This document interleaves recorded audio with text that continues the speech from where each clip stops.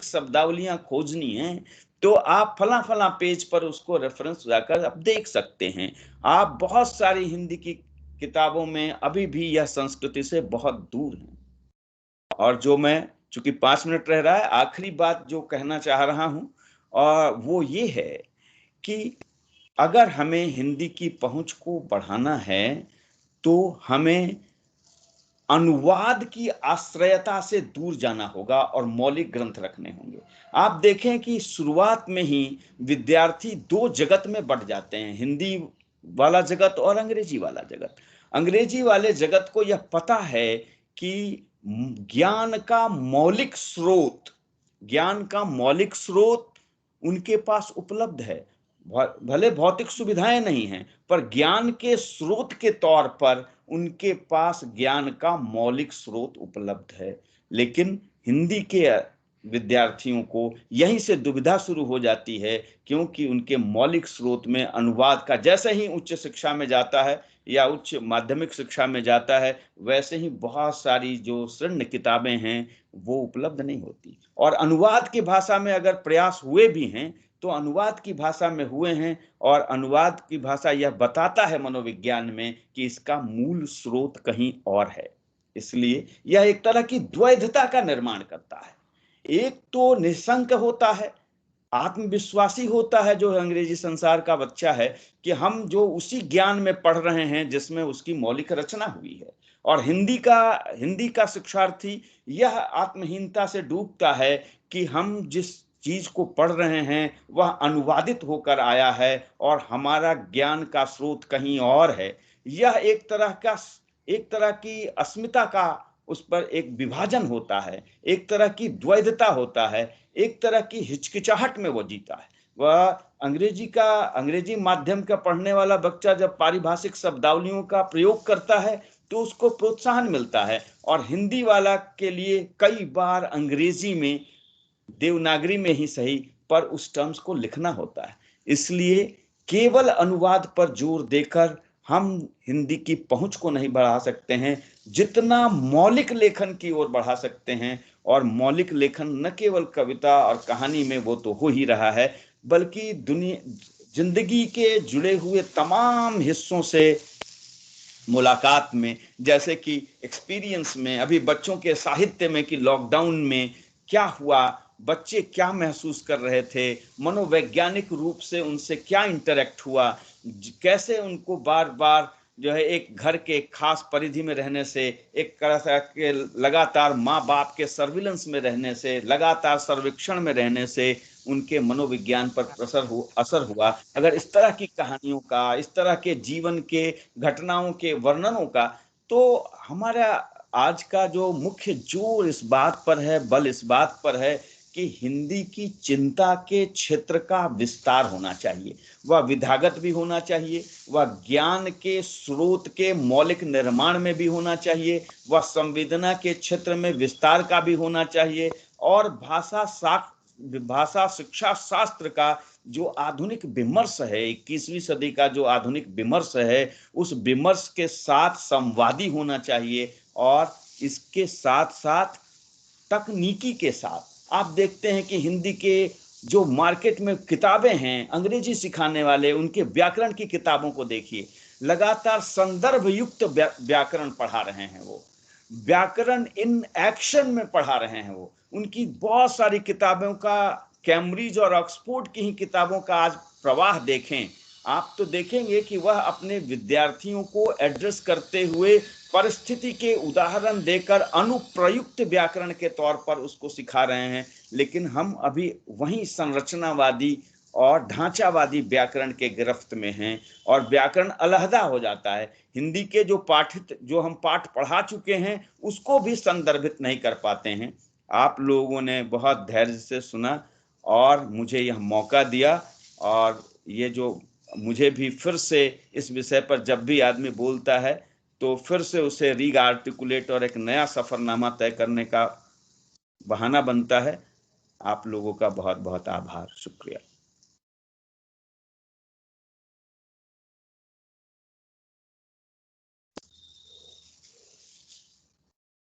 मेरा निर्धारित समय 4 बजे तक था, मैंने उतने पर शायद खत्म कर दिया। बहुत बहुत धन्यवाद आपको डॉक्टर राघवेंद्र प्रसन्न जी। और आपने बहुत ही जो एक समकालीन जो विषय है हमारा, हिंदी को जनभाषा कैसे बनाएं और उसके बनाने के सामने जो कैसी चुनौतियां हैं, उस विषय में आपने हमको बताया कि हिंदी को, बात सही है कि हमारे पढ़ने पढ़ाने की जो भाषा है उसमें उसका विस्तार करना चाहिए।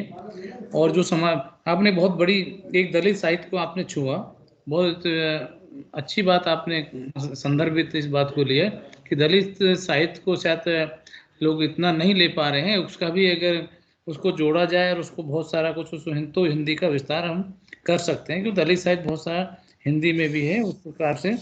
और सबसे बड़ी बात कही कि इसको संवेदना के क्षेत्र का विस्तार करना चाहिए, बल्कि आपने कहा कि इसको लोकतांत्रिक बनाया जाए, तो बहुत अच्छी बात है। हिंदी को हमारे संपूर्ण जीवन में एक अंगीकार करना चाहिए, इस प्रकार का आपने हम सभी श्रोताओं को बताया और आपके साथ में कहा भी, कहा बिल्कुल सही है कि उसमें मौलिकता को अपनाना चाहिए, हिंदी के अनुवाद की आश्रयता पर नहीं रहना चाहिए।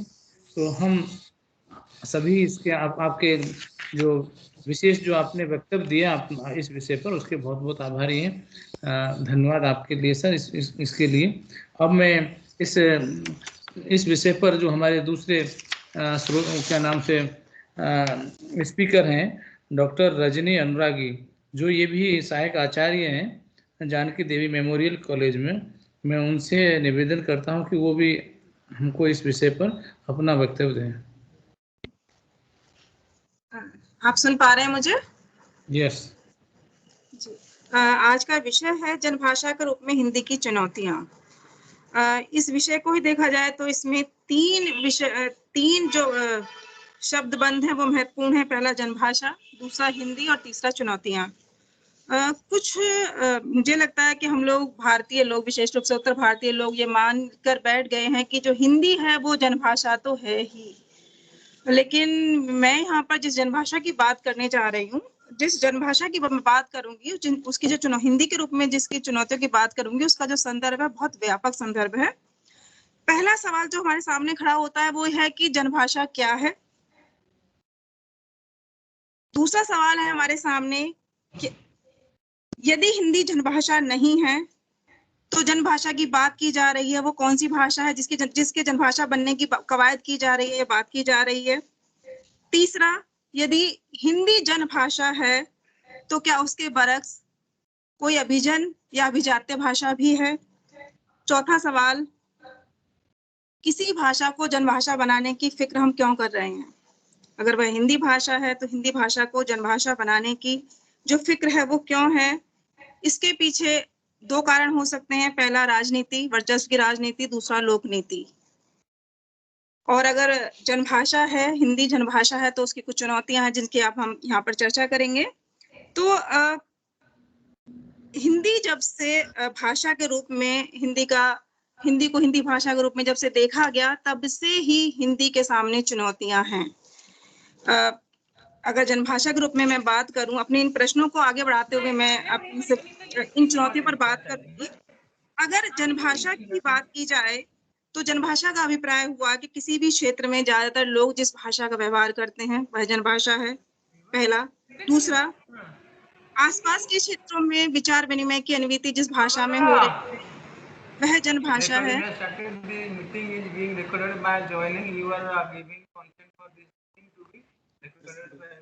किसी का स्पीकर ऑन है मेरे ख्याल से। यानी आसपास के जो क्षेत्र हैं उन क्षेत्रों में जिस भाषा, सभी सहभागियों से अनुरोध है कि अपना स्पीकर बंद कर दें प्लीज। अपना स्पीकर बंद कर दीजिए, बाकी सब सुनने वाले।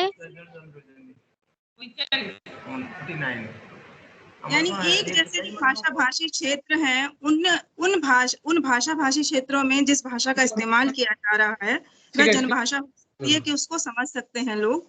जैसे हिंदी भाषी क्षेत्र जो है उसमें हिंदी की विभिन्न बोलियां हैं, उन बोलियों के बरक्स जो हिंदी भाषा है वो जनभाषा का कार्य करती है उत्तर भारत में। या जो असमिया, बंगाली या उड़िया भाषी क्षेत्र है, वहां पर कोई एक भाषा, क्योंकि वो आसपास की भाषाएं हैं, तो कोई एक भाषा जनभाषा के रूप में कार्य कर सकती है। हिंदी जैसी भाषा जो है उसको हम 2 स्तर पर देख सकते हैं। पहला स्तर जो मैंने अभी आपको बताया, उसका बोलियों का स्तर, जहां पर वो बोलियों के रूप में बोली जाती है, उसकी तमाम बोलियां हैं। और यहाँ एक मजेदार बात और भी है कि हिंदी इस रूप में किसी की भी मातृभाषा उस रूप में नहीं है जिस तरह से हम मातृभाषा का कॉन्सेप्ट देखते हैं। हिंदी जो भाषा है विभिन्न बोलियों से समृद्ध हुई भाषा है, जिसका एक अपना अलग रूप है, और वह रूप जो उसको मिला है वो उसकी बोलियों और ऐतिहासिक परंपरा से मिला है। और जो जनभाषा है उसका अपना एक, जो मैंने आपको बताया, उसका एक इतिहास बोध होता है, और उसके साथ, उसके इतिहास बोध के साथ साथ उसकी संस्कृति, जिस संस्कृति में वो बन रही होती है, उसके बहुत सारे संस्कार उसके पास होते हैं, और उसके साथ उसके पास एक भविष्य का दृष्टिकोण भी होता है। तो कोई भी भाषा जब जनभाषा बनती है, तो जनभाषा बनने की जो उसकी निर्मित है, उसके बहुत सारे सामाजिक, सांस्कृतिक, ऐतिहासिक और आर्थिक आवश्यकताएं जो हैं वो बहुत महत्वपूर्ण होती हैं। और अगर हिंदी भाषा के संदर्भ में देखा जाए, तो जो आजादी से पूर्व की जो हिंदी की स्थिति है, मैं इसको 2 भागों में बांट दूंगी, एक आजादी से पूर्व की स्थिति और एक आजादी से बाद की स्थिति। संकट का जब समय होता है, तो क्योंकि भारत जो है बहुभाषी देश है, यहाँ पर बहुत सारी भाषाएं बोली जाती हैं, और बहुत सारी भाषाएं बोली जाती हैं, इसलिए भाषाएं बची भी हुई हैं। ये वैसे बहुत अंतर्विरोधी बात है, लेकिन सत्य है कि तो जो संकट का जब समय होता है, तो जितनी भी अस्मिताएं होती हैं उस संकट के समय में, उस संकट से जूझने के लिए, लड़ने के लिए एक साथ इकट्ठी हो जाती हैं। तो उस समय में जो हमारी साम्राज्यवादी ताकतें थी, उपनिवेशवाद था, या ब्रिटिश जो सरकार थी, उससे लड़ने के लिए तमाम अस्मिताओं ने, भाषाई अस्मिताओं ने विशेष रूप से हिंदी को अपना लिया। और हिंदी जो थी वो उस समय जनसंपर्क भाषा के रूप में हमारे सामने आई, और जिसने पूरब से पश्चिम और उत्तर से दक्षिण सभी तरह की अस्मिताओं को मिलाने का, और राष्ट्रीय एकीकृत, राष्ट्रीय दृष्टि से जो स्वाधीनता आंदोलन था, उस आंदोलन में एक महत्वपूर्ण भूमिका निभाई। और इसका परिणाम ये हुआ कि उस समय में जब भारत आजादी के निकट था, उस समय में जो गांधी जी थे वो चाहते थे कि जो भारत की जो भाषा हो, हिंदुस्तानी भाषा हो, जिसमें हिंदी और उर्दू का मिला जुला रूप हो। संस्कृत निष्ठ हिंदी को उन्होंने तरजीह नहीं दी, बल्कि उनका ये मानना था कि एक आम फहम भाषा हो, जिसको स्वाधीनता के बाद भारत में इस्तेमाल किया जाए। उनकी दृष्टि में उसकी जो संकल्पना थी वो हिंदुस्तानी भाषा के रूप में आई। लेकिन आजादी से पहले जो हिंदी भाषा थी, उसके लिए सबकी सहमति बनी, इसलिए उसको संविधान में राजभाषा का दर्जा प्राप्त हुआ, और उसके विकास के लिए तमाम तरह के संवैधानिक प्रावधान किए गए। अब जब ये संवैधानिक प्रावधान किए गए, और उसके बाद स्वाधीनता के बाद जैसे ही परिप्रेक्ष्य बदला, तेजी से बदलाव आया, तमाम तरह की नीतियां बनाई गई, भाषिक नीतियां बनाई गई, हिंदी भाषा के संवर्धन और विकास के लिए कार्य किए गए, राजभाषा आयोग बना, राजभाषा आयोग के बाद तकनीकी और पारिभाषिक शब्दावली आयोग बना, और हिंदी भाषा के विस्तार के लिए जो सरकारी नीतियां बनाई जा रही थी, उन नीतियों के चलते जो था, बहुत सारे राज्यों में, जो दक्षिण भारतीय राज्य थे, उनमें उस भाषाई वर्चस्व के खिलाफ एक तरह से बगावत पैदा हुई। उसका जो कारण था वो ये था कि भाषा के संदर्भ में जो बात आजादी से पहले हो रही थी, वही बात आजादी के बाद नहीं हुई। आजादी के बाद, आजादी मिलने के बाद, स्वाधीनता के बाद, क्योंकि जिन भाषाओं के आधार पर राज्य बन गए, उन भाषाओं ने अपनी अपनी अस्मिता पर बल दिया, और वो उनके लिए आवश्यक भी था। उनको लगा कि हिंदी हमारे पर आरोपित कर दी जाएगी। और दूसरी स्तर पर हमारा जो नव उपनिवेशवादी मानसिकता थी, जो हमारा व्यवहार था, उस व्यवहार के चलते अंग्रेजी भाषा का अपना एक अलग महत्व था। तो 2 तरह की चीजें हमारे सामने आई। एक तो हिंदी जो राजभाषा थी, जबकि हिंदी को राजभाषा ही माना गया है, भारतीय संविधान में राष्ट्रभाषा उस तरह से नहीं माना गया है। और दूसरी थी हमारी भाषा अंग्रेजी। अब अंग्रेजी का जो वर्चस्व था, उसके बरक्स जो हिंदी भाषा थी, उसका अपना एक संघर्ष था। उस संघर्ष के चलते हुआ कि जो अभिजन की भाषा थी और जन की भाषा थी, उसमें परस्पर दूरी पैदा हुई। जो जनता की भाषा थी, उस जनता की भाषा का जो उद्देश्य था, उसका उद्देश्य था सामाजिक सांस्कृतिक जो सरोकार है उसको बचाना। लेकिन उसके साथ समस्या ये हो रही थी कि नए मध्यम वर्ग का उदय भी तो लगातार होता ही रहा, उसको उसकी भाषा में क्या नहीं मिल रहा था, उसका आर्थिक सरोकार पूरा नहीं हो रहा था, उसको नौकरी और कामकाज नहीं मिल रहा था। ये कहा भी जाता है, माना भी जाता है कि आज भी कि अगर आपको सिर्फ हिंदी भाषा आती है तो आपको रोजगार मिलने में समस्या आ सकती है, लेकिन अगर आपको अंग्रेजी भाषा आती है तो आपके सामने उस तरह की समस्या नहीं आती। तो जो हिंदी भाषा के प्रति जिनका प्रेम था, जिनका सद्भाव था, वो जिनके सामाजिक सांस्कृतिक सरोकार थे, जो उस भाषा में रहते और जीते थे, उनके सामने जो सबसे बड़ी समस्या थी वो आर्थिक सरोकारों की थी। दूसरी ओर जो अभिजन था, उसने भाषा को एक एज ए टूल इस्तेमाल किया। पहले हिंदी भाषा को उसने इस्तेमाल करने के लिए जो मीडिया और पत्रकारिता की भाषा गढ़ी गई, बनी। दूसरा सिनेमा और बाजार की भाषा, हिंदी इन रूपों में हमारे सामने आई। इस पर किसका, इन सब तमाम चीजों पर जो नियंत्रण है वो है अभिजन वर्ग का। अभिजन वर्ग ने अनुवाद करवाया, अभी अनुवाद की बात की मेरे से पूर्व वक्ता ने, अनुवाद करवाए गए। और अगर आज के संदर्भ में मैं बात करूं तो बहुत सारे आप बच्चों के जो सीरियल हम देखते हैं जिसमें डोरेमोन है, शिनचैन है, डोरेमोन और शिनचैन बच्चे देखते हैं, हिंदी में देखते हैं। हिंदी में वो वहां की संस्कृति देखते हैं, वहां का वार्तालाप देखते हैं, वो अपनी संस्कृति से कटे होते हैं। जब हम अपने बचपन में, जब हम बहुत छोटे थे, उस समय हमारे सामने चाचा चौधरी, मोटू पतलू, तेनाली रामा के किस्से हम पढ़ा करते थे, वो हमारे आसपास के किस्से हुआ करते थे। लेकिन अब बच्चे, हमें लगता है कि नहीं देखो अनुवाद हो तो रहा है, फिल्मों का अनुवाद हो रहा है, साहित्य का अनुवाद हो रहा है, टीवी सीरियल्स का अनुवाद हो रहा है, डिस्कवरी जो चैनल है उसका हिंदी अनुवाद हो रहा है, लेकिन वो अनुवाद आम जनता के लिए नहीं हो रहा। वो जो हमारी नव औपनिवेशिक नीतियां हैं उनके चलते अपने आप को प्रमोट करने के लिए भाषा को एज ए टूल इस्तेमाल किया जा रहा है। क्योंकि वहां जो संस्कृति हमको दिखाई दे रही है डोरेमोन में और शिनचैन में, वो संस्कृति हमारी संस्कृति नहीं है, उससे हमारा बच्चा अपने आप को जुड़ा नहीं पाता। जब शिनचैन अपनी माँ से बोलता है, देखो आपको समझ में नहीं आता है मैं क्या कह रहा हूँ, तो ये हमारे यहाँ तो ये संस्कृति नहीं है, ये संस्कार हमारे यहाँ तो नहीं है कि बच्चा अपनी माँ से कहे कि आपको दिखता नहीं है, आप कैसी मोटी होती जा रही हैं, आप पापा को हमेशा डांटती रहती हैं। बच्चा वही भाषा सीखने लगता है और वहां पर वो कुछ और देख रहा है, घर में कुछ और हो रहा है, तो एक तरह का द्वंद्व उसके बीच मन में पैदा होता है, वो अपनी संस्कृति से धीरे धीरे कटना शुरू हो जाता है। और यहीं से जो तीसरी चुनौती हमारे सामने आती है, जिस पे अगला अगर देखूं तो वो जो चुनौती हमारी जो है, वो सब सीधी चुनौती मिल रही है हिंदी भाषा को, अंग्रेजी भाषा से चुनौती मिल रही है। और इसको भी हम दो तरीके से देख सकते हैं। पहला, जो चुनौती हिंदी भाषा को अंग्रेजी भाषा से मिल रही है, वैसी ही चुनौती हिंदी अन्य भारतीय भाषाओं को दे रही है।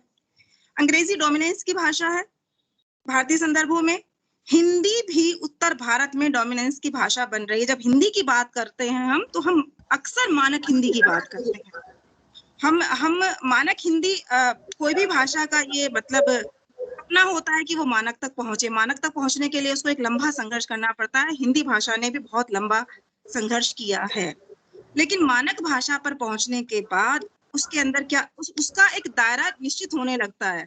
उस निश्चित दायरे में उसकी जो क्रिएटिविटी है, रचनात्मकता है, वो खत्म होने लगती है।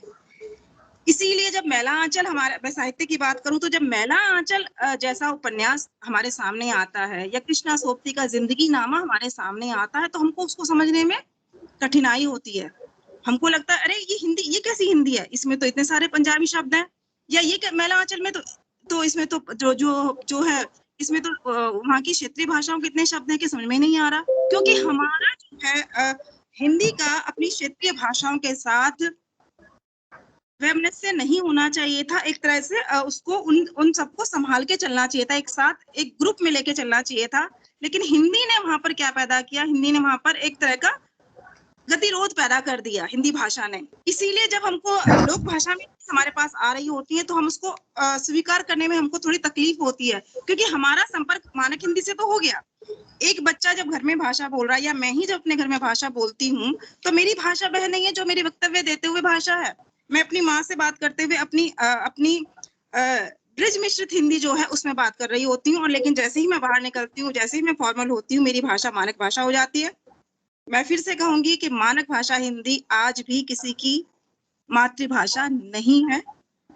इसको हमने अपने तमाम तरह के शिक्षण के लिए, राजभाषा के लिए इसकी हमने निर्मित की है, ताकि हम इसमें बहुत सारे राजकाज के कार्य कर सकें। और जहां राजकाज के कार्य हो रहे होंगे वहां पे एक डोमिनेंस पैदा होगा, और उस डोमिनेंस को कई बार हम जब इस भाषा का इस्तेमाल कर रहे होते हैं तो कहा जाता है वाह कितनी अच्छी हिंदी बोली जा रही है।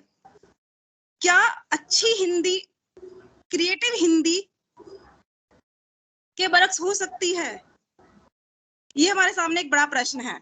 दूसरा कि जो हिंदी, दूसरा है कि हम हिंदी जो शिक्षा नीति जो हमारी बनी उसमें हमने चाहा कि एक मातृभाषा में हो और सेकंड लैंग्वेज के रूप में जो अहिंदी भाषी क्षेत्र है वहां पर हिंदी पढ़ी जाए, और जो हिंदी भाषी क्षेत्र है वहां पर कोई आधुनिक भारतीय शास्त्रीय भाषा पढ़ी जाए। जब हम हिंदी भाषा को पढ़ाने की बात करते हैं साउथ में, लेकिन साउथ की जो भाषाएं हैं, क्योंकि वहां विरोध हुआ, उन भाषाओं को हम अपनी पाठ्यक्रम में शामिल नहीं करते। उसकी जगह हम शास्त्रीय भाषा के रूप में संस्कृत को शामिल कर लेते हैं, एक विदेशी भाषा के रूप में अंग्रेजी को शामिल कर लेते हैं। लेकिन हमारी कवायद ये नहीं होती कि हम तमिल, तेलुगु, कन्नड़, मलयालम, खासी, मुंडा, इन भाषाओं को शामिल करें ताकि हम अपनी देश की अन्य भाषाओं को जान पाएं। और ना ही हम कोई समेकित लिटरेचर की बात करते हैं कि अगर ठीक है हिंदी पढ़ाई भी जा रही तो हिंदी में सिर्फ हम हिंदी के लेखकों को क्यों पढ़ें। मतलब हमारा हिंदी के साथ इतना, हिंदी और उर्दू का इतना सब है कि हम हिंदू में फैज को नहीं पढ़ते, गालिब को नहीं पढ़ते, हम तशकी शंकर पिल्लई को नहीं पढ़ते, हम चेलम को नहीं पढ़ते। एक समेकित साहित्य की जो दृष्टि बननी चाहिए, ताकि अगर हिंदी वहां बच्चा पढ़ भी रहा है तो कम से कम वो अपने जिस क्षेत्र का बच्चा है वो वहां के कम से कम लेखकों के माध्यम से ही अपने आप को जानने की कोशिश करे, लेकिन वो भी हमारे पास नहीं है। दूसरा, अगर हिंदी भाषा को जनभाषा बनना है तो उसको इन सबके साथ, चाहे वो हिंदी की बोलियां हैं या हिंदी की भाषाएं, जैसे अब तो मैथिली भाषा बन चुकी है क्योंकि 8वीं अनुसूची में शामिल हो चुकी है, उसको सहयोग और साहचर्य का जो बर्ताव करना चाहिए वो बर्ताव हिंदी भाषा नहीं कर पा रही है। और इसीलिए जो दूसरी भाषाओं की जो अस्मिताएं हैं उनको तरजीह ना देकर वह क्या है, वर्चस्ववादी जो मानसिकता, जो मैंने आपको बताया मानक भाषा, उसको तरजीह देती है, जिसके कारण जो अन्य भाषाई प्रांत है वहां पर एक तरह का संघर्ष खड़ा होता है। इसको आप भारत की जो संघीय संरचना है, जो लोकतांत्रिक प्रणाली है, उस रूप में भी देख सकते हैं कि भारत की जो संघीय संरचना है उसमें जो अलग अलग स्टेट हैं उनके अलग अलग पावर्स हैं, उनकी अपनी भाषा है, उनकी अपनी राजभाषा है। तो उस राजभाषा से बात करने के लिए हिंदी को उनके पास जाना पड़ेगा और उसको अपनी नई जो शैलियां हैं विकसित करनी पड़ेंगी। जैसे हम बात करते हैं कलकतिया हिंदी की या मुंबईया हिंदी की या दक्षिणी हिंदी की, तो और ये हिंदियां हैं, तमाम तरह की जो हिंदी है उनको हमने एक सम्मानजनक जगह देनी हमको चाहिए। अगर हम उसको सम्मानजनक जगह नहीं देंगे, अगर हम उसका मजाक उड़ाएंगे, जैसे कि हम फिल्में देखते हुए हमारी उपहास की बड़ी प्रवृत्ति है कि हम जब भी देखते हैं फिल्मों में, अच्छा ये ऐसे बोल रहा है, अच्छा ये बोल रहा है। अगर बंगाली बोलता है कि पानी पीता हूँ, या अन्य तरह का, जब उसके लिंग का जो विधान है वो उस तरह से नहीं है तो हम उसका मजाक उड़ाना शुरू करते हैं कि पानी खाता हूँ, पीता हूँ नहीं, पानी खाता हूँ। तो हमारी जो प्रवृत्ति होती है वो हमेशा होती है कि उसका हम थोड़ा सा उपहास उड़ाना शुरू कर देते हैं, तो जिससे एक दूरी बनती है। भाषा जो है वो दूरी, मतलब भाषा को मेल मिलाप का काम करना चाहिए, लेकिन भाषा में दूरी बनाने का काम करना शुरू कर देती है। जो चौथी बात है भाषा के संदर्भ में, हिंदी भाषा के जनभाषा बनाने के संदर्भ में, वो है शिक्षा की भाषा। हिंदी जो भाषा, जबकि आज फिर बात हो रही है नई शिक्षा नीति में कि मातृभाषा पर बहुत बल दिया जा रहा है, और हमेशा हर देश में, हर देश के शिक्षा शास्त्रियों ने, समाज वैज्ञानिकों ने, भाषा वैज्ञानिकों ने, समाज भाषा वैज्ञानिकों ने इस बात पर पूरा बल दिया है कि बच्चे की जो प्रारंभिक शिक्षा है वो मातृभाषा में होनी चाहिए, एक बात। लेकिन हम हिंदी भाषा को जनभाषा बनाना चाहते हैं। अगर हम जनभाषा बनाना चाहते हैं तो हमारे पास क्या, हम आज भी आजादी के इतने सालों बाद भी हमारी वाणिज्यिक विषय जो हैं, विज्ञान के विषय जो हैं, तकनीक के विषय जो हैं, इवन मानविकी के जो विषय हैं, सोशियोलॉजी है, साइकोलॉजी है, फिलॉसफी है, इन विषयों को हमारे पास हिंदी में हम इनकी शिक्षा नहीं दे पाते। यानी ये माध्यम भाषा अभी भी पूरी तरह से नहीं बन पा रही है। हमारे पास तमाम तरह की जो टेक्स्ट बुक्स हैं उनका बहुत आज भी अभाव है। इसी में अगला बिंदु जो आएगा वो है कि हमारे जो कानून और न्यायालय की भाषा है, न्यायालय की भाषा आज भी अंग्रेजी है। अगर किसी भी अभियुक्त की अगर बात हो रही होती है तो वो भाषा जो है अंग्रेजी भाषा में उसको निर्णय सुनाए जा रहे होते हैं, वो उस भाषा को समझ ही नहीं पाता कि कहा क्या जा रहा है। तो अभी तक हम न्याय की भाषा, मतलब हिंदी भाषा को हम जब भाषा बनाना चाहते हैं और अभी तक हम उसको न्याय की भाषा नहीं बना पाए हैं। सारा प्रशासन काम काज है, वो सारा कार्य जो काम काज है वो अभी भी अंग्रेजी भाषा में हो रहा है। केंद्रीय सरकार आज भी अंग्रेजी भाषा चीजें हमारे सामने रखती है और उसका अनुवाद भी आता है तो वो इतना कृत्रिम होता है, इतना दूर होता है कि उसको समझना मेरे लिए भी मुश्किल होता है कि कहाँ क्या जा रहा है। इससे जैसे भाषा उसमें होती है एतद द्वारा सूचित किया जाता है कि, अब एतद द्वारा सूचित किया जाता है जो संस्कृत निष्ठ, क्योंकि भाषा को लोकप्रिय बनाने की या जनप्रिय बनाने की रविन्द्रनाथ श्रीवास्तव ने 2-3 प्रवृत्तियों की बात की है। जिस प्रवृत्ति उसमें था कि भाषा को संस्कृत निष्ठ बनाया जाए या उसको लोकनिष्ठ बनाया जाए। लोकनिष्ठ बनाने का मतलब है जो लोक में हिंदी के शब्द प्रचलित हैं उन शब्दों को प्रशासनिक शब्दावली के रूप में इस्तेमाल किया जाना चाहिए, क्योंकि अगर हम उनको प्रशासनिक शब्दावली के रूप में इस्तेमाल नहीं करेंगे तो जो जनता की हिंदी है और प्रशासन की हिंदी है उसमें एक गैप आ जाएगा। उस गैप को भरना हमारे लिए सबसे बड़ी चुनौती है। जनता जो भाषा इस्तेमाल कर रही है और जो शासन भाषा इस्तेमाल कर रहा है, उन दोनों के गैप को जितना कम से कम कर दिया जाएगा, हिंदी भाषा उतनी तेजी से अग्रसर होगी। और पांचवी भाषा है, पांचवी जो समस्या हमारे सामने आती है वो आती है वही जो मानक भाषा से जुड़ी हुई है।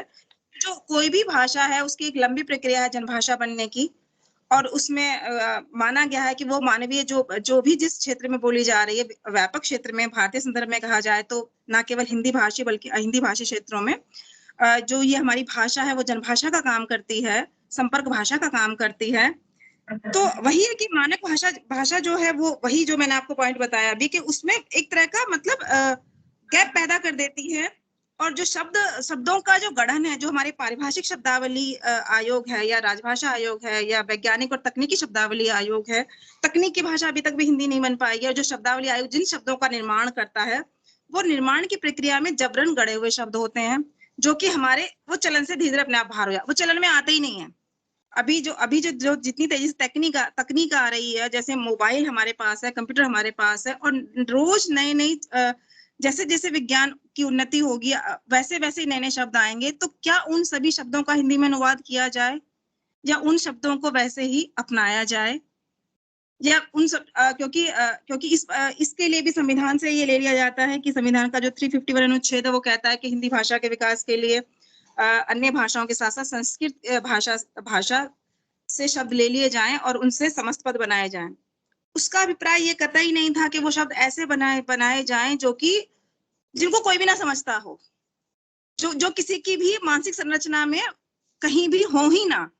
अगर ऐसे शब्द बनाए जाएंगे तो हिंदी भाषा राजभाषा के रूप में और प्रशासन की भाषा के रूप में हमेशा असफल हो जाएगी।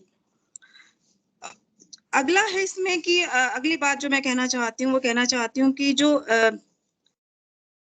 भाषा के शिक्षण और साहित्य के प्रचार प्रसार के लिए जमीनी स्तर पर जो काम होने चाहिए वो नहीं हो पा रहे हैं।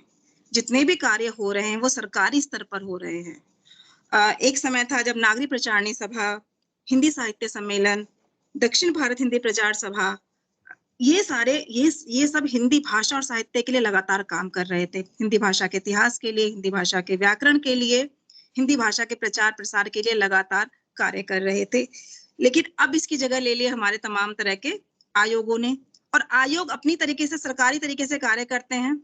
उनको जनता की समस्याओं से कोई मतलब नहीं होता। उनका एक काम है कि मुझे ये काम कर देना है, उन्होंने वो काम कर दिया। वो काम किसी को आम फहम है या नहीं है उससे उनको कोई वास्ता नहीं है। तो जो हमारे सामाजिक सांस्कृतिक संगठन थे, जो उस समय पर जो जमीनी स्तर पर कार्य कर रहे थे, उनका हमारे सामने अभी बहुत बड़ा अभाव है। और अभी जो काम भी जो अभी किए जा रहे हैं उसमें भी जो हिंदी भाषा है उसको जो अभिजन वर्ग है, मैंने आपको पहले भी बताया कि वो उसको उस तरह से इस्तेमाल करता है जैसे उसमें उसको इस्तेमाल तो वो करता है, लेकिन उसकी जो अपनी सोच और ताना बाना है, यानी भारी रूप से हम चाहते हैं कि हिंदी भाषा का प्रचार प्रसार हो, लेकिन आंतरिक जो उसकी समझ बन गई है इतने लंबे समय के अपराधीनता के बाद या उपनिवेशवाद के बाद या नव उपनिवेशवाद के बाद, उसको मालूम है कि हिंदी भाषा जो है अंदर से वो कहीं ना कहीं अन्य भाषा जो हमारी अंग्रेजी भाषा उसकी ओर उन्मुख रहता है, क्योंकि उसको उसमें ज्यादा शक्तियां मिलती हैं, ज्यादा पावर उसको मिलती है, उस पावर के का वो कई जगह उपयोग कर सकता है, रोजगार पा सकता है। लेकिन हमें वो सब चीजें यहाँ पर प्राप्त नहीं हो पाती हैं। उसके बावजूद मैं ये कहना चाहती हूँ यहाँ पर कि जो हिंदी भाषा है अगर उसको हम जन भाषा बनाना चाहते हैं तो हमें जो मैंने 4-5 चीजें बताई कि हमको उसको रोजगार की भाषा बनाना चाहिए, उसकी जो कृत्रिमता है उससे हमको उसको दूर ले जाना चाहिए। जो हिंदी भाषा है उसको संचार की भाषा है, वो तो संचार में उसका ज्यादा से ज्यादा इस्तेमाल किया जाए। और जो जनभाषा बनाने के लिए जो सबसे बड़ी चीज मैंने बताई आपको कि जो उसमें जो सामूहिकता है, सामूहिकता की भावना, अन्य भाषाओं से मिलजुल कर एक समग्र रूप बनाना और उसको सबके लिए संप्रेषित होना सबसे ज्यादा महत्वपूर्ण है। मैं अपनी बात को खत्म करने के लिए आगे का एक वक्तव्य इस्तेमाल करूंगी, एक वक्तव्य का एक अंश इस्तेमाल करूंगी जिसमें उन्होंने कहा कि मैं मानता हूं कि मैं मानता हूं कि भारत की आधुनिक भाषाओं में हिंदी ही सदैव सच्चे अर्थ में सदैव भारतीय भाषा रही है, क्योंकि यह निरंतर भारत की एक समग्र चेतना को वाणी देने का चेतन प्रयास करती रही है। और सभी भाषाओं में तो प्रदेश बोलता है, कई बार बड़े प्रभावशाली ढंग से बोलता है। हिंदी में आरंभ से ही देश बोलता रहा है, भले ही कभी कभी कमजोर स्वर में भी बोला है। यह नहीं कि प्रदेश की उसने उपेक्षा की है या कि उसे हीन स्थान दिया है, यही कि एक बेहतर आदर्श उसके सामने रहा है और वह निरंतर मूर्त करती रही है। यानी हिंदी वो कहना चाहते हैं कि जो हिंदी भाषा है उसमें भारतीय जो संस्कृति है उसका एक समग्र रूप उसमें झलकता है और अखंड भारत की जो सांस्कृतिक निरंतरता है उसको गतिमान बनाने के लिए हिंदी भाषा का योगदान स्वाधीनता से पहले भी था और अभी भी है। और हिंदी भाषा जो है आज भी जो समग्र संस्कृति की वाहिका के रूप में हमारे सामने है। कुछ एक इन चुनौतियों पर अगर हम थोड़ा सा सरकारी जो हमारे महकमे हैं वो इस पर बात करें, सोचें, तो कोई ना कोई हल हमारा निकल सकता है जिसमें हम हिंदी भाषा को और अधिक प्रचलित और सही में जनभाषा बना सकते हैं। शुक्रिया। बहुत बहुत धन्यवाद डॉक्टर रजनी अनुरागी जी, जो सहआचार्य प्रोफेसर हैं जानकी देवी में, और उन्होंने हमको हिंदी को जनभाषा बनाने की चुनौतियों पर एक बहुत बड़ा और एक धरातल को छूते हुए उन्होंने अपना एक वक्तव्य उसमें दिया। उन्होंने सबसे महत्वपूर्ण बात बताई हमको कि हिंदी को जनभाषा की आवश्यकता क्यों है, और उन्होंने दोनों बातों को एक प्लेटफॉर्म लिया है कि आज़ादी से पूर्व भी और आज़ादी से के बाद की स्थिति को, दोनों को कहीं कहीं उन्होंने उसको रेखांकित किया अपने इस जो वक्तव्य दिया उनमें। और उन्होंने कहा कि इसकी महत्वता को उन्होंने बताया कि आज़ादी से पहले उत्तर से पूर्व और पूरब पश्चिम से दक्षिण और उत्तर से दक्षिण, पूर्व से पश्चिम को उसको जोड़ा। मतलब ये हमारी जो हिंदी की भाषा का जो स्वाधीनता से पूर्व हमने जो उसका एक महत्व दिया, और स्वाधीनता के बाद भी उन्होंने बताया। लेकिन उन्होंने कहा कि केवल इसको अभी तक संवैधानिक भाषा ही हम बना पाए हैं, लेकिन जनभाषा पूरे देश भर की जनभाषा हम नहीं बना पा रहे हैं। उसके सामने उन्होंने बहुत सारी चुनौतियों को, जो रियली वास्तविकता है उनके पीछे, वो हम नहीं बना पाए हैं। केवल इनको सांस्कृतिक रूप में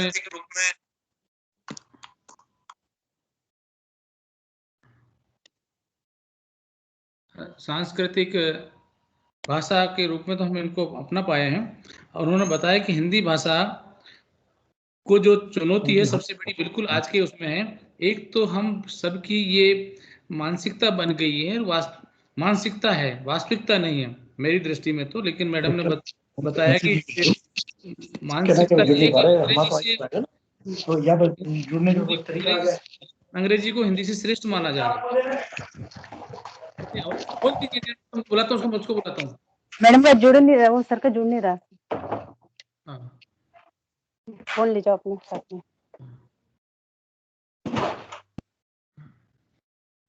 एक तो जो सबसे बड़ी हमारी मानसिकता है कि हम अंग्रेजी को श्रेष्ठ मान रहे हैं, चाहे वो रोजगार की दृष्टि से लेकर माना जा रहा है, लेकिन ऐसा कुछ नहीं है भैया। मैं इधर आता ना तो यहाँ देख लिया, डिस्टर्बेंस हो जाता है।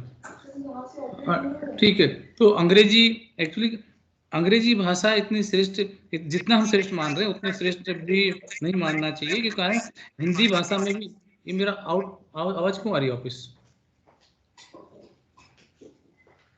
मैं बोल रहा हूँ, आवाज क्यों से आ रही है? तो हमारी जो ये है, तो वो ऐसा नहीं है। हिंदी को लेकर भी आज भी बड़ी से जो हमारे अगर रोजगार में देखा जाए तो आईएएस होता है, सिविल सर्विस होता है, उसको मैक्सिमम विद्यार्थी हिंदी को लेकर भी बन रहे हैं। और दूसरी बात अगर देखा जाए तो हिंदी राजभाषा अधिकारियों के भी बहुत सारे विभागों में जगह हैं, वो उनको दी जाती है और उनके लिए स्पेशल जगह निकाली जाती हैं। आज भी अगर देखा जाए तो मेरे एनसीटी है जो राष्ट्रीय शिक्षा परिषद में, उसमें राजभाषा का जो एक पद है वो खाली है, और मैं कई बार से ट्राई भी कर चुका हूँ। बड़ी मुश्किल से हिंदी राजभाषा के व्यक्ति मुझे मिल पाते हैं।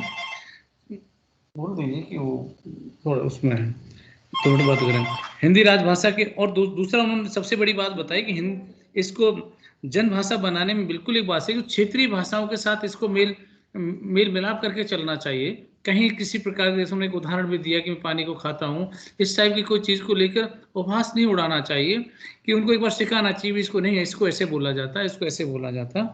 तो इसको अगर मातृभाषा बनाना है और इस प्रकार इसको जनभाषा बनाना है, मातृभाषा तो मान ही रहे हैं, लेकिन मातृभाषा हम जब मान पाएंगे कि हाँ पूरे देश में हम इसको कहीं इसकी महत्वता को समझकर इसको समझ पाएंगे और बोल पाएंगे।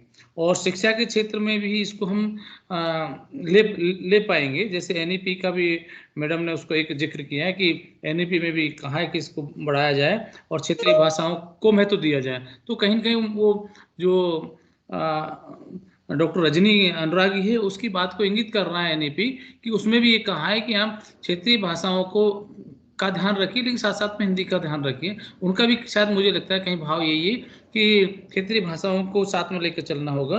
लेकिन उन्होंने सबसे बड़ी बात बताई कि आज भी भारत पूरे देश में, शायद मुझे लगता है कि जो न्यायालय है, शायद ही कोई न्यायालय में हिंदी में कहीं पर की वो बात होती होगी। ऐसी क्या विडंबना है कि मेरा जो वकील है जो है हिंदी में नहीं बोल पाता है, मेरा जज है हिंदी में निर्णय नहीं दे पाता है, क्या अंग्रेजी में ही निर्णय दे पाते हैं। तो ये बहुत बड़ी बात है। खैर उसके लिए मैं क्वेश्चन नहीं कर रहा हूँ, लेकिन इस प्रकार की जो सारी चीज़ें हैं।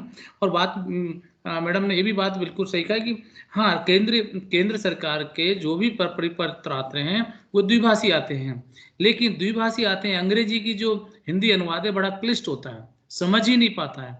हिंदी भाषी जो जन है वो भी उसको नहीं समझ पाता है आखिर में इसका अर्थ क्या है। तो दूसरा उन्होंने कहा है कि इसको तकनीकी भाषा हम क्यों नहीं बना पा रहे हैं, क्योंकि तकनीकी में भी कहीं न कहीं इस प्रकार का होना चाहिए। जब इसका हम प्रयोग नहीं कर पाएंगे, जैसे न्यायालय है, तकनीकी है, इन चीज़ों में, तो वही वाली बात है कि हम इसको कहाँ जनभाषा बना पाएंगे। बहुत सारी चीज़ों को जमीन से जोड़ने के लिए मैडम ने बहुत सारी बातें हमको बताई, वक्तव्य दिया, तो मैं उनका बहुत बहुत आभारी भी हूँ। और शायद मुझे लगता है इन चीज़ों को हमको लाभ मिलेगा और आगे हम इस चीज़ को बढ़ाएंगे। अब इसी मैडम आपका बहुत धन्यवाद। इस कार्यक्रम में आपने हमको बहुत बड़ी बात बताई और मुझे लगता है मेरे सारे श्रोता इससे लाभान्वित हुए होंगे। इस कार्यक्रम की अगली श्रृंखला में मैं जो राष्ट्रीय शिक्षा परिषद में राजभाषा सेल में जो अवर सचिव हैं डॉक्टर अखिल श्रीवास्तव जी को आमंत्रित करता हूं कि वो 2 शब्द अपने धन्यवाद के दें। ठीक है सर, आप सभी को हमारा नमस्ते। आवाज आ रही है? हेलो, आ रही है नमस्ते जी, नमस्ते जी, आवाज आ रही है सर। आज के इस कार्यक्रम में हिंदी को जनभाषा बनाने की चुनौतियां, एक्चुअल हो ये रहा है कि हमारे ऑफिस में, कार्यालय में सब हिंदी को इग्नोर करते हुए चले जा रहे हैं। जो भी बात होती है कि जनभाषा हिंदी क्या है समझ में नहीं आती है, जबकि वर्तमान परिप्रेक्ष्य में देखा जाए तो हम में से प्रत्येक व्यक्ति को हिंदी का ज्ञान होना आवश्यक है। और इसी क्रम में एनसीटी द्वारा, राजभाषा विभाग के द्वारा इस प्रकार के वेबिनार आयोजित किए जा रहे हैं, जिससे कि हम सब लोग जागरूक हो सकें। आज उसी परिप्रेक्ष्य में आज का विषय हिंदी को जनभाषा बनाने की चुनौतियां, जिसमें हमारे जो वक्ता थे आदरणीय डॉक्टर राघवन जी, डॉक्टर रजनी जी, इन दोनों ने जो सारगर्भित उद्बोधन दिया है, उससे हम सभी लोग बहुत लाभान्वित हुए हैं।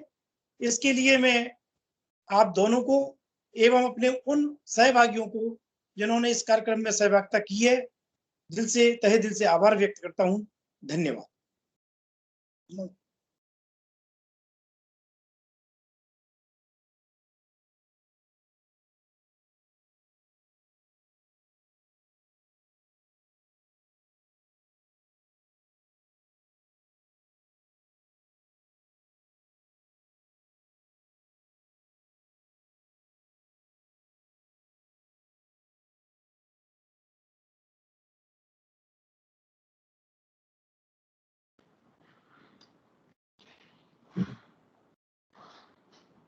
सभी को धन्यवाद। बहुत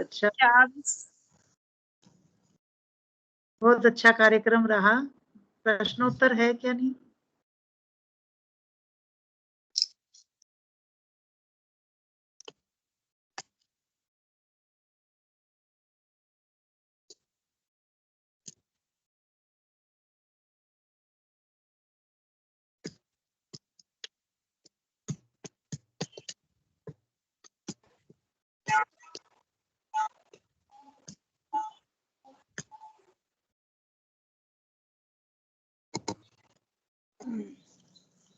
मैं ये जानना चाहती हूँ कि अगर कार्यक्रम खत्म हो गया है तो मीटिंग को लीव कर सकती हूँ?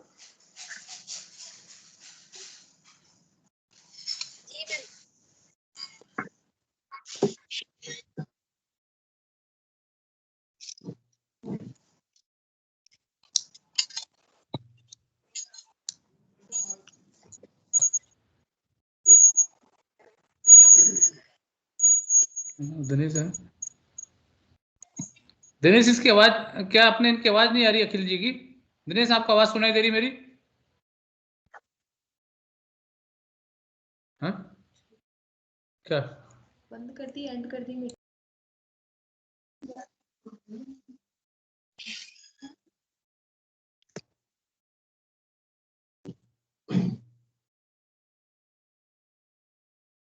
मीटिंग खत्म हो गई है कि अभी और रहेगी? फिर अनम्यूटेड लिखाई किसी मैडम?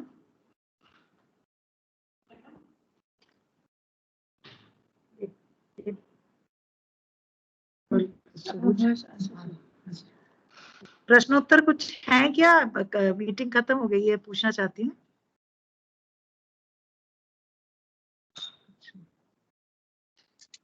जी सर, मैं भी कर रही हूँ। क्या कोई प्रतिभागी कुछ पूछ सकते हैं? किसी के किसी मेरे जो है आज के जो अतिथि वक्ता हैं, उनसे किसी का कोई क्वेश्चन हो, प्रश्न हो तो बताइए।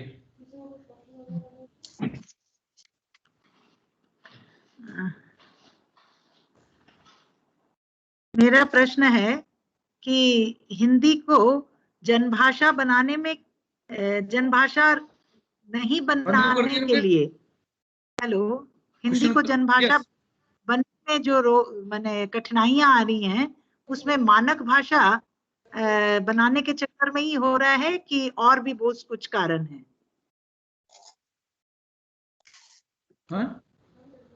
मैडम रजनी ने कहा मानक भाषा के मानक के चलते ही ये कठिनाई आ रही है, ये अनुवाद के लिए हो रहा है, वो सब मैं पूछना चाहती हूँ प्रश्न।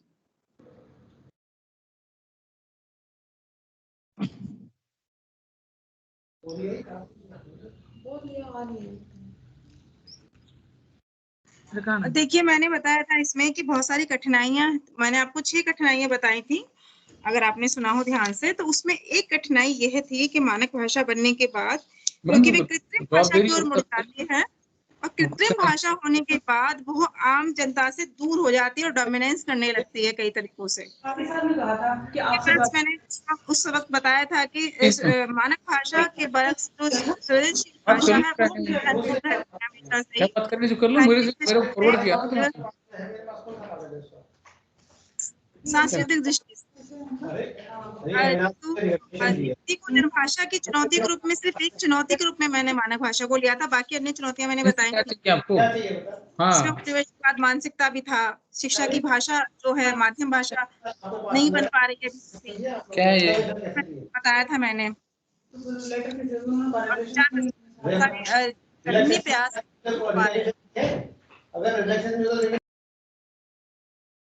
जी नहीं हो रही है, बीच में डिस्टरबेंस आ रही है।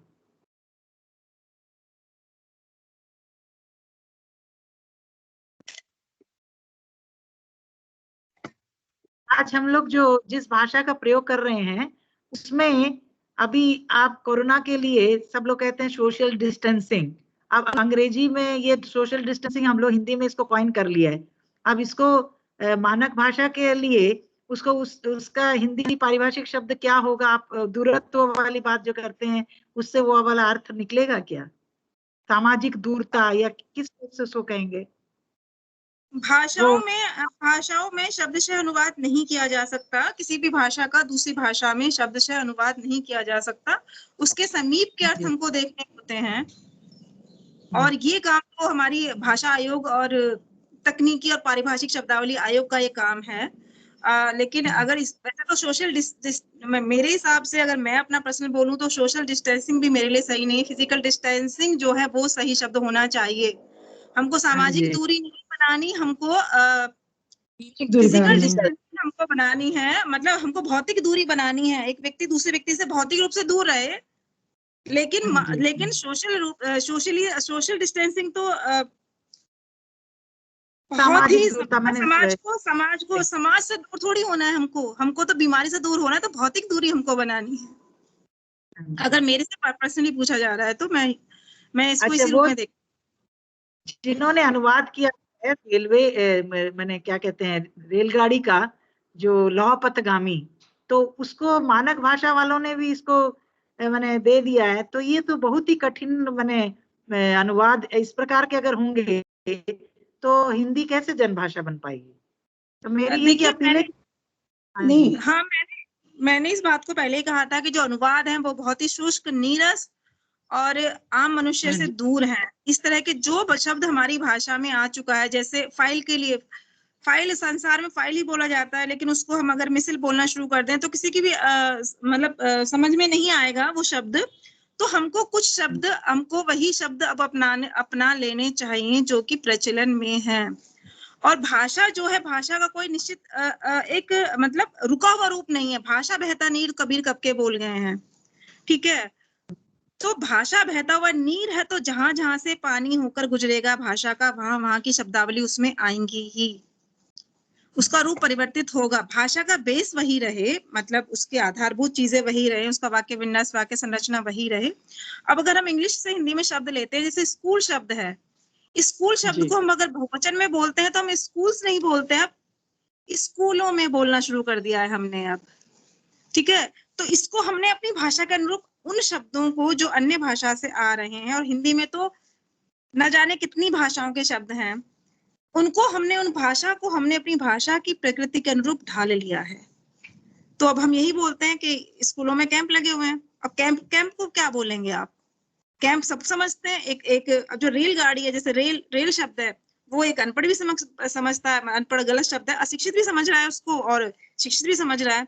तो क्यों उसकी जगह हम जबरदस्त, मैंने आपको बताया था कि अभी कि जो रविन्द्रनाथ श्रीवास्तव ने इस बात पर बल दिया है कि जो हिंदी की जो अंतर्राष्ट्रीयतावादी प्रवृत्ति है, वो ये कहती है कि कुछ शब्दों को वैसे ही मान लिया जाए, स्वीकार कर लिया जाए जैसे वो प्रचलन में है। जो लोकवादी नीति है वो कहती है कि भाई कुछ शब्द ऐसे होने चाहिए जो लोक भाषा में हों और वो हमारी भाषा में आ जाए। और जो संस्कृतिकरण करना चाहते हैं उनके लिए ये समस्या रहती है कि वो हमेशा हर चीज का संस्कृत निष्ठ अनुवाद करने पर तुले रहते हैं, और संस्कृत निष्ठ अनुवाद से कई बार हिंदी को बहुत हानि होती है, मेरा ऐसा मानना है। जी हाँ, क्लिष्टता के से अगर ही आप चाहें संस्कृत इस तो प्रकार मुझे भी कुछ कहने का मौका दे सकती हैं। मैं एक वाकया सुनाना चाहता हूँ इस पे। हाँ जी जी, जी। सर। एक वाकया अब्दुल बिस्मिल्लाह की है।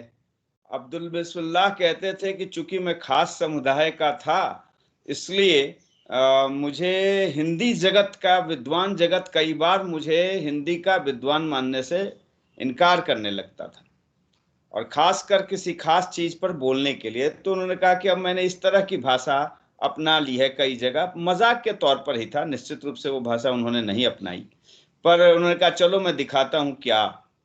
तो उन्होंने कहा, वो सिगरेट पीते थे, तो उन्होंने कहा कि ऐ काष्ठ प्रकोष्ठधारी, ऐ काष्ठ प्रकोष्ठधारी 3 श्वेत धूम्रपान दंडिका प्रदान करें। अब वो तो चक्कर खा गया, वो कि किसको क्या कह रहे हैं वो सुन ही नहीं रहा था, वो अपनी काम में लगा हुआ था, अपनी चाय बना रहा था। उसको लगा किसी और से बोला जाने वाली बातें हैं, ये लोग आपस में कुछ कर रहे होंगे। तो इस तरह की मतलब ये हत्या है, एक तरह से अपनी भाषा जो अपने सरोकार है उसी की हत्या है, और एक तरह का षड्यंत्रवादी है। अब जैसा कि रजनी मैडम ने कहा था, आजादी के समय से ही 2 धाराएं थी, और ये 2 धाराओं को समझने की, उनके द्वंद्व को समझने की जरूरत है कि दोनों का दार्शनिक, भाषा के दर्शन शास्त्र में उनकी जड़ें हैं एक्चुअली, कि आप भाषा के संबंध में समझते क्या हैं।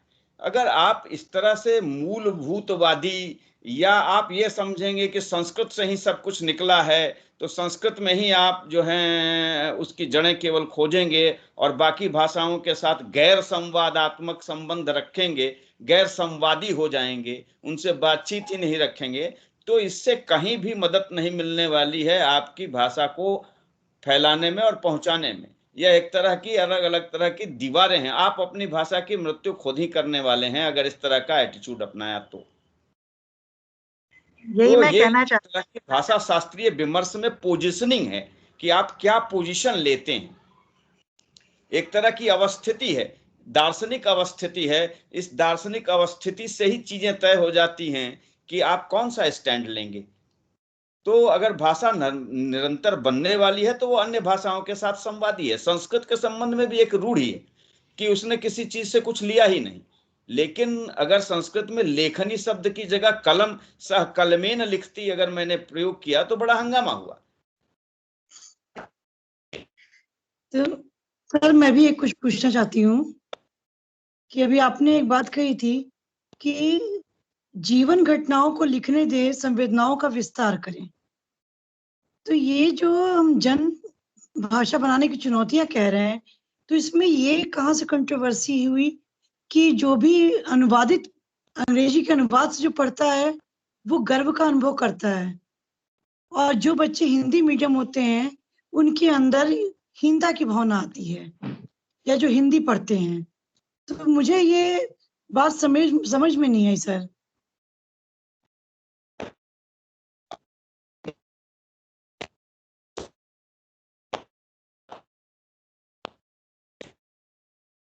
सर आवाज नहीं आ रही है आपकी।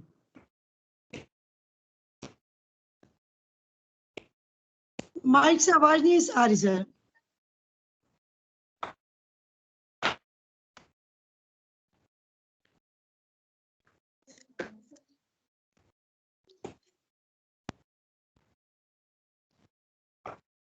सर शायद म्यूट हो गया है।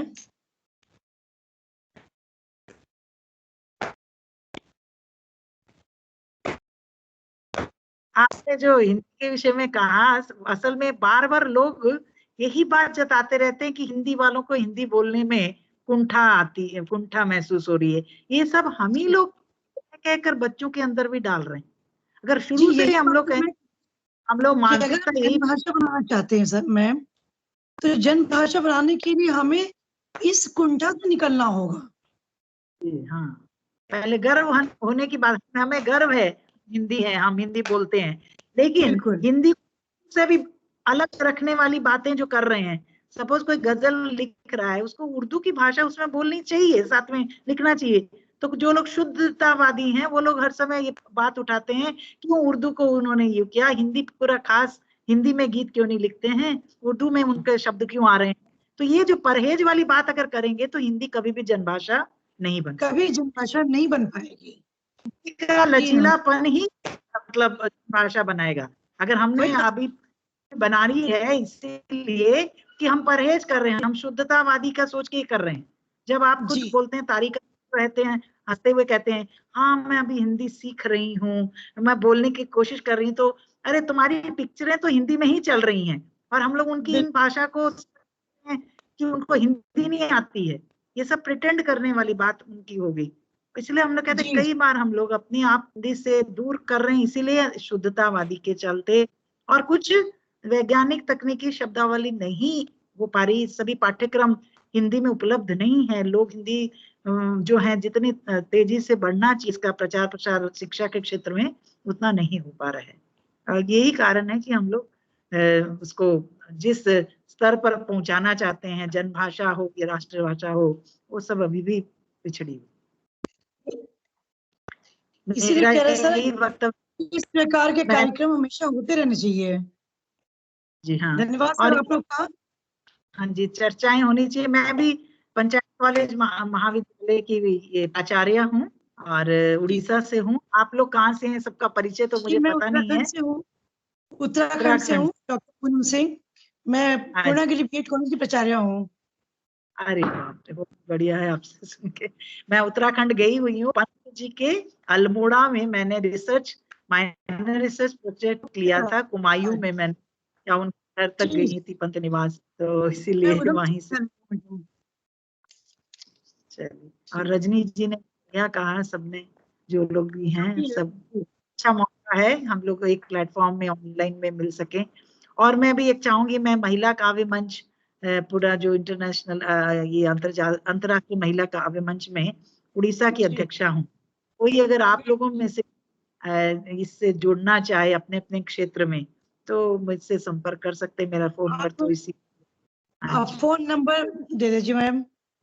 हाँ जी, मेरा 437 237 943764 943764 7744 67777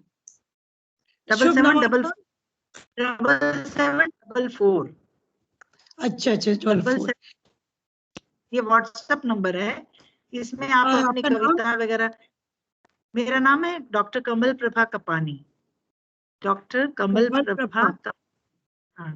प्रभा कपानी। उड़ीसा क्षेत्र, पंजाबी हूँ लेकिन ये हम पढ़ाते हैं। जी मैम, जरूर आपसे कांटेक्ट करूंगी। धन्यवाद। कविता हिंदी को संवेदनशीलता से जोड़े रहे तो अच्छा रहे। जी मैं भी थोड़ा बहुत सीखती हूँ, इसलिए बोल रही हूँ। जी आप फोन कीजिए, सेव कर लूंगी आपका नंबर। जी जी। और अब लोग ये सब हैं क्या, आप लोग हैं?